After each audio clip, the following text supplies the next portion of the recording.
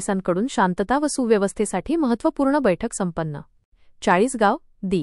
23 जुलै 2025 चाळीसगाव शहर police station अंतर्गत शांतता आणि सलोखा राखण्याच्या उद्देशाने आज सकाळी 11:30 ते 12:30 या वेळेत एक महत्त्वपूर्ण बैठक आयोजित करण्यात आली होती.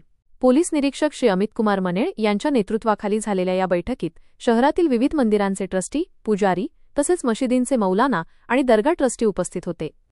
यावेळी पोलीस निरीक्षक मनेळ यांनी भोंगे आणि लाऊडस्पीकरच्या वापरासंदर्भात सर्वोच्च न्यायालयाने दिलेल्या आदेशांची अंमलबजावणी करण्याबाबत सविस्तर सूचना दिल्या. आवाजाच्या मर्यादेचे पालन करणे आणि शांतता भंग होणार नाही याची दक्षता घेण्याचे आवाहन त्यांनी केले. कोणत्याही प्रकारे कायद्याचे उल्लंघन केल्यास संबंधितांवर कायदेशीर कारवाई करण्यात येईल असा स्पष्ट इशाराही त्यांनी दिला. या बैठकीचा मुख्य उद्देश हिंदू मुस्लिम एकता आणि सामाजिक सलोखा वाढवणे हा होता.